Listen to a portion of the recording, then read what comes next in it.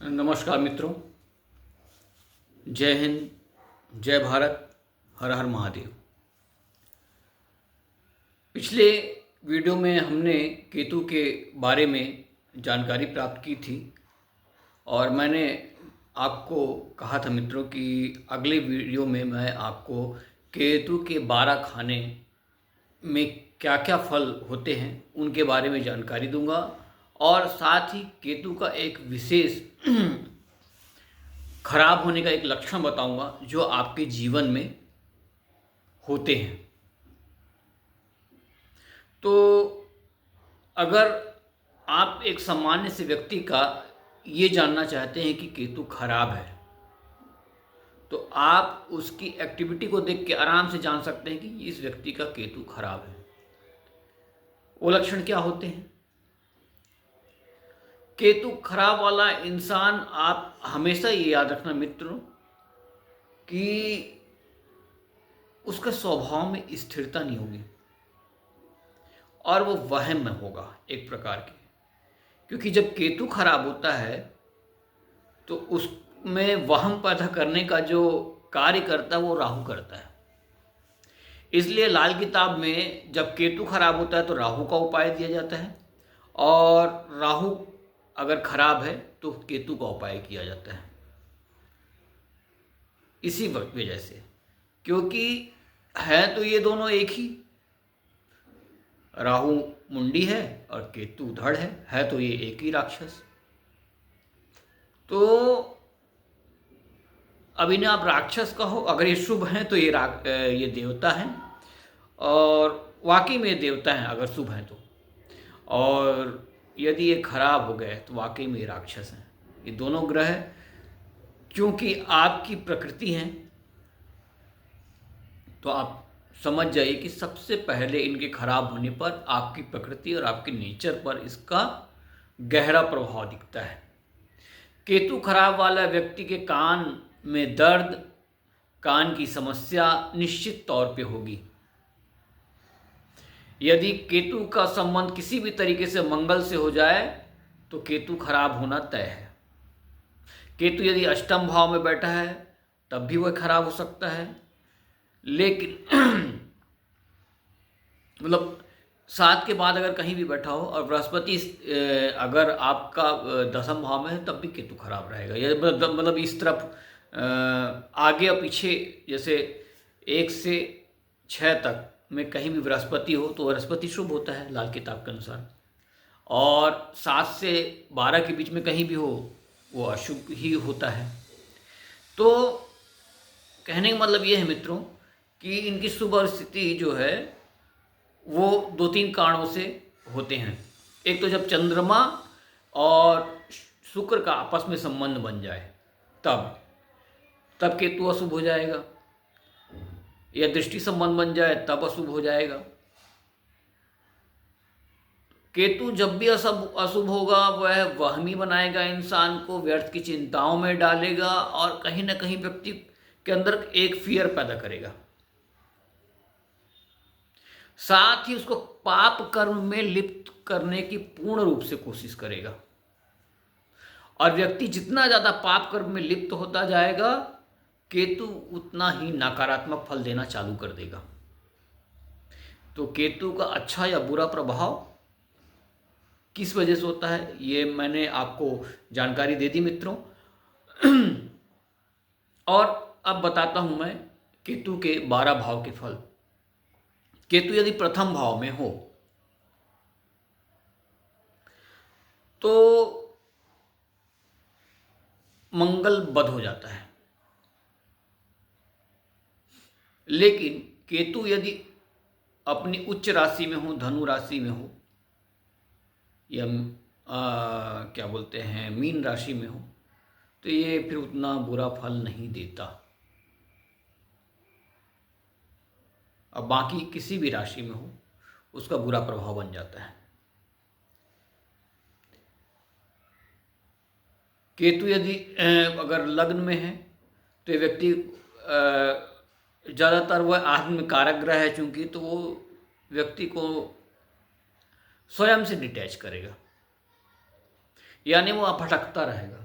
मेरे को वहाँ सुकून मिल जाएगा, यहाँ मिल जाएगा, मैं उससे बात करूँगा, वो मेरा फ्रेंड बन जाएगा, उससे मेरी मित्रता हो जाएगी, वो मेरा रिश्तेदार, वो मेरे को मेरी बात सुन लेगा तो मुझे सुकून मिल। ऐसे अनेक प्रकार के प्रपंच, वो सुख शांति हमेशा दूसरों में ढूंढने की कोशिश करेगा। जबकि केतु की वास्तविकता यह है कि वो जब तक व्यक्ति स्वयं में लीन नहीं होगा तब तक उसको शांति प्राप्त नहीं होगी। और जिसका लग्न में केतु है वो अपनी आत्मिक शांति के लिए ही पैदा हुआ है। कहीं ना कहीं अगर वो उच्च का है और बृहस्पति नुमा है, यानी मीन या धनु राशि का है, तो ऐसा व्यक्ति निश्चित तौर पे आंतरिक तौर से संत होता है। कभी किसी का जीवन बुरा नहीं चाहता हो, परिस्थितियां बस बुरा हो जाए तो हो जाए।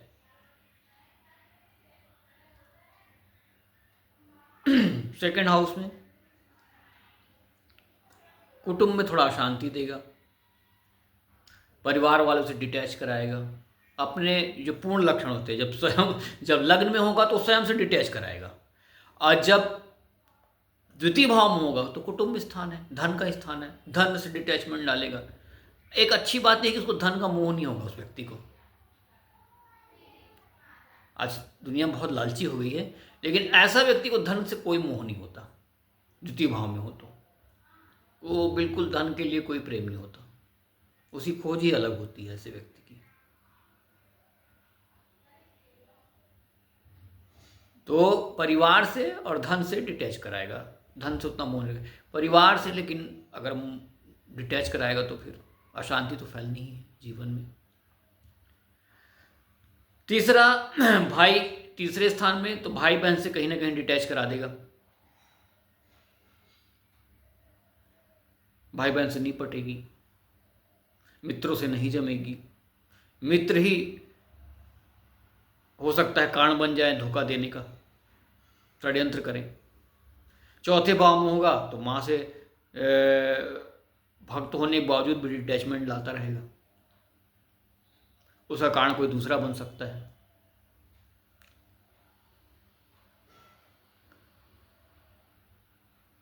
तो पंचम भाव में हो जाए तो फल तो अच्छा देगा, लेकिन अच्छा घर में सॉरी चौथे का बता रहा, चौथे में आपको घर में सुख शांति का अनुभव प्राप्त नहीं होगा उतना ज़्यादा, घर से आप दूर भागना चाहोगे, या हो सकता है आप ट्रांसफ़र रहो, अपने परिवार से दूर रहो, ऐसा कुछ केतु का फल होगा। पंचम भाव में हो, बच्चों से डिटैच रहोगे, या बच्चे उत्पन्न होने में बड़ी दिक्कत हो, समस्याएं हो, विद्याओं में बाधा उत्पन्न हो सकती है, लेकिन आध्यात्मिक ज्ञान बड़ा अच्छा होगा ऐसे व्यक्ति का। पंचम भाव का केतु आध्यात्मिक ज्ञान भी देता है। छठवें भाव में मामा, शत्रु, इन सब से डिटैच हो जाता है, अपने कहीं ना कहीं अपनी सेवा भाव से भी डिटैचमेंट देता है, अपने फर्ज को पूरा करने के लिए आदमी लेट करता है, समझ में नहीं पाता परिस्थितियों को कि उसे करना क्या है, दिशाएं तय नहीं कर पाता, उसके विचार बदलते रहते हैं। छठे भाव में भी उत्तम फल तो नहीं प्राप्त हो पाए केतु का। सातवें भाव में पत्नी से डिटैच करवा देगा, उतना सुख प्राप्त नहीं होगा, लेकिन हकीकत क्या है कि पति के साथ रहने में ही सुख है, पत्नी के साथ रहने में ही सुख है, लेकिन डिटैच उसी से ही कराएगा। आठवां, आयु स्थान, गुप्त ज्ञान का स्थान, तो ऐसे व्यक्ति को गुप्त ज्ञान प्राप्त होगा, लेकिन आयु स्थान, आयु या घुटने में थोड़ा सा समस्या हो सकती है। कभी न कभी ऐसे व्यक्ति का हाथ पैर में चोटें या मान लो हड्डी टूट जाना, इस टाइप की कोई ना कोई समस्या उत्पन्न हो ही जाती है ऐसे व्यक्ति की, पैर में कोई ना कोई चोट लगना तय है। नवम भाव, धर्म स्थान, धर्म स्थान में होगा तो धार्मिक मान्यताओं को लेकर डिटैचमेंट आएगा, कंफ्यूज रहेगा व्यक्ति, अपने ही धर्म पर शक करेगा, अपने ही धर्म के लिए नीतियां बदल लेगा, अपने पिता से उतना अटैचमेंट तो रहेगा, पर एंड टाइम में उतना उनकी बातों को फॉलो नहीं कर सकेगा। हालांकि अंदर से गहरा लगा होगा, हालांकि सब कुछ पिता के रहते रहते बहुत कुछ रहेगा उसकी लाइफ में, पिता के जाते ही उसको थोड़ा सा तकलीफ हो जाती है जीवन में। दसम भाव कर्म स्थान, यहाँ कर्म से अगर डिटैच होगा, ख्याली पुलाव बनाएगा, कुछ नहीं कर पाएगा जीवन में। यहाँ पे केतु होना, या फिर आध्यात्मिक कार्य करे, जितना ही अपने कर्म पर बल देगा उतना ये सफलता प्राप्त करेगा। केतु का साफ साफ फार्मूला ये है मित्रों कि व्यक्ति जहाँ से डिटैचमेंट आ रहा है, काम ध्यान आपको वहीं लगाना है और उसी की पूर्ति करना है, उसी को फिलअप करना है जहाँ से डिटैचमेंट आ रहा है। ये केतु का सबसे बड़ा आपको मैं तोड़ बता रहा हूँ। जिस भाव से आप में हैं, अगर उस भाव से डिटैचमेंट आ रहा है आपके जीवन में, तो सबसे पहले उसको फुलफिल करोगे, तब कहीं जाके आप वास्तविक सुकून की प्राप्ति होगी आपको। अगर आपने वो चीज़ नहीं किया तो फिर आप भटकते रहोगे, आंतरिक तौर से आपको संतुष्टि नहीं मिलेगी। ये कहा जा सकता है कि जिस स्थान में केतु है उस जगह के लिए काम करना, आपको संतुष्टि प्राप्त होगी वहां से। तो अपने कर्म से जितना ज़्यादा प्यार करेंगे, दसम भाव में केतु होने पे उतना हो। अब एकादश भाव, बड़े भाई बहन का स्थान, इनका आप जितना सम्मान करेंगे उतना अच्छा, इनकी ज़रूरतों का जितना ध्यान रखेंगे उतना अच्छा, इनसे जितना प्रेम संबंध बना के रखेंगे उतना अच्छा, अपने लाभ हानि का सदैव ध्यान रखें कोई भी काम करने पहले उतना अच्छा। जितना आप लापरवाह होंगे उतना नुकसान। 12वां भाव, 12वां भाव मतलब कि आप जीवन में मोक्ष के लिए अगर कार्य कर रहे हैं, यदि आप व्यय को उतना ज़्यादा अगर आप महत्व नहीं देते हैं, या व्यय करने के पहले माफ़ करना मित्रों, मतलब आप व्यय करने के पहले ध्यान देते हैं व्यय भाव को, मतलब कि मुझे कितना व्यय करना है कितना नहीं करना है, तो आप लाभ में रहेंगे। यदि आप व्यय करने के पहले नहीं ध्यान देंगे, हाँ, पर इसमें स्थितियां बदलेंगी। यदि कहीं यहाँ पे शुक्र भी है 12वें भाव में, तो आप जितना ज़्यादा व्यय करेंगे, विलासिता में खर्चा करेंगे, उतना लाभ प्राप्त करेंगे। और यदि बृहस्पति है तो जितना आप मोक्ष की ओर लिए कार्य करेंगे, अपने जितना ध्यान साधना तप जप पूजा पाठ करेंगे, वो ज़्यादा आपको सूट करेगा। इसमें शुक्र और शुक्राचार्य का और देवगुरु बृहस्पति का बहुत बड़ा रोल है।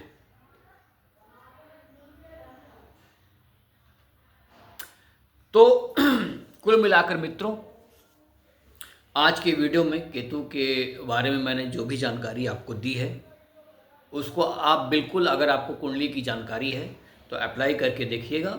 वो निश्चित तौर पे यथावत एकदम फिट बैठेगी।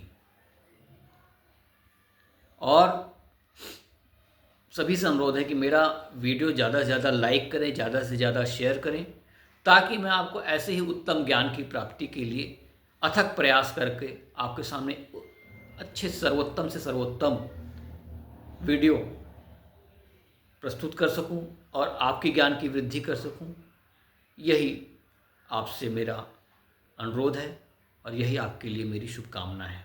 तब तक के लिए मित्रों, अगले वीडियो का फिर आप इंतज़ार करिए। केतु के बारे में आगे और चर्चा होगी। तब तक के लिए जय हिंद, जय भारत, हर हर महादेव।